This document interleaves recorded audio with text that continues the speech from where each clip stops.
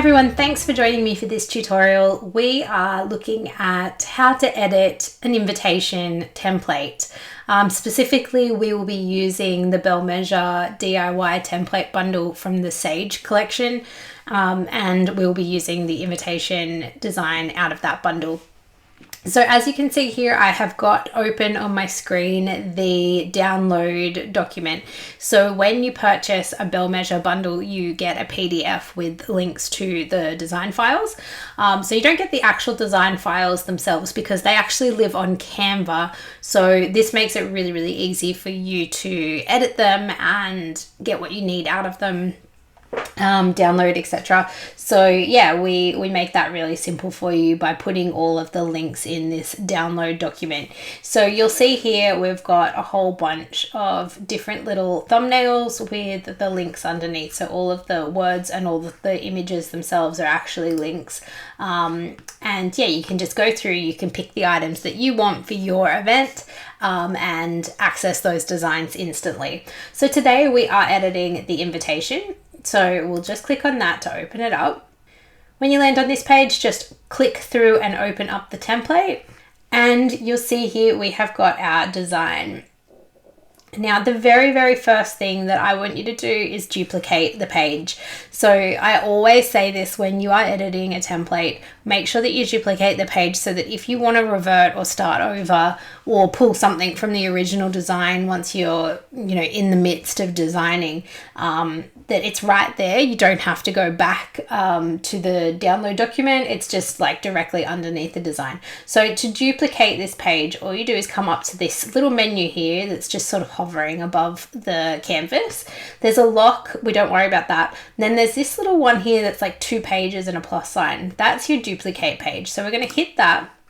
And it just makes an exact copy underneath of your design. So you can see here we've got 2 of the exact same one. So we're going to work on page 1 and we're going to leave page 2 as our duplicated sort of master copy. So what we're going to do first is we're going to change this up a little bit. Let's first edit the content and then we'll come back and we will edit how it looks. So we're going to do our basic content edits first. So let's change the names. So perhaps this is for a couple that their names are not Lauren and David. Maybe it's Alex. Maybe it's Alex and maybe we'll say Adrian. Now you'll see that it doesn't look quite right. That's because we need to put our spaces at the beginning of Adrian. So we just tap that along. We can extend it a little bit. And there you go. That looks good now. So let's see. Invite you to join them in celebrating their marriage. Yep, that's still good. We want to change the date. So we want to make it, let's pick a date. I'm really bad at making them up on the fly, so I always look at my calendar. Let's say that it is the 19th of the 9th, 2026 at 2:30 in the afternoon. Let's pretend that that is our starting time. We'll say it is Chapel Hill Retreat and the address. Let's just grab that. I should know this. I type this address all the time and I still can't remember it off the top of my head. I'm really bad with addresses and phone numbers. I can never remember them. But color codes, yep, I can remember that. Okay, so we're just going to make sure that everything is consistent. So with this font, if you do a capital, so this font is actually, all of the letters are in capitals, but if you do a deliberate capital, it will be slightly bigger than all the others, but I don't want that in this case. So I'm going to do everything lowercase so that all of the letters are the same size. And then dinner dancing and lots of romancing to follow. I like that, so I'm going to keep that.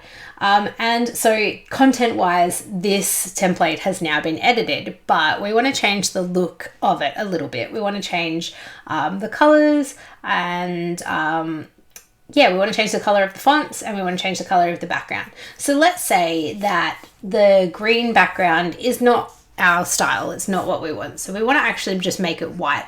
So we can just click on it and press delete, and that makes it white. But that means that everything's white. So everything's kind of gone. So if you do want to make the background white when you are working with a template that has a colored background and white text, I actually recommend that you do the reverse, okay? So you do the text and the other elements first, you change those colors, and then remove the colored background, because otherwise, as you can see, you kind of can't see the content once you delete the background color. So what we're going to do first is we're going to change the text color. So let's just select all of the text, and I'm doing this by holding down Shift on my keyboard. I'm on a Mac, so I'm not exactly sure what it is on PC, but on a Mac it's hold down Shift and click on the different elements. You can do them one by one, but I like to just do them in one go.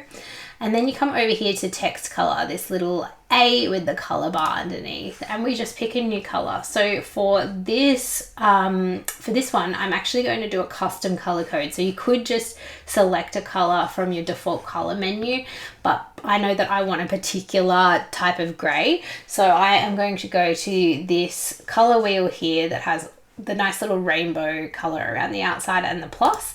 And I'm going to type in my color code. So I know that my color code is 333333. So there you go, it's this nice gray now.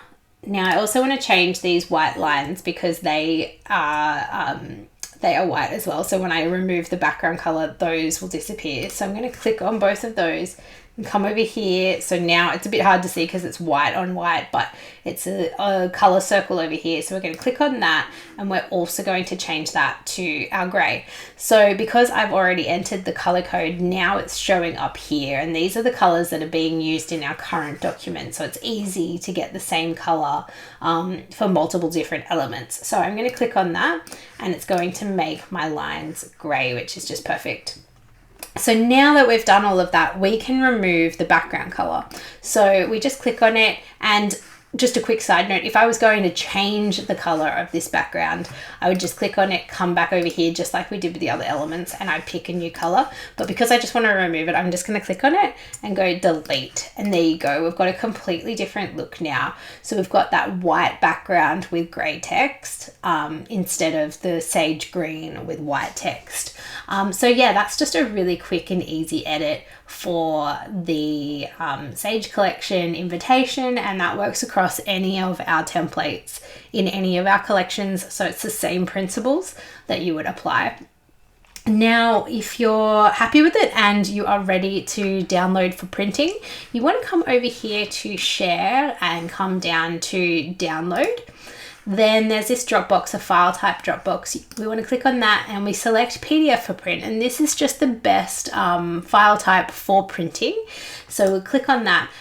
We will check the crop marks and bleeds. We will check the flattened PDF. So that just basically means that it's easier to print. It's just like less chance of things changing when you are moving it from computer to computer if you are sending it to a professional printer.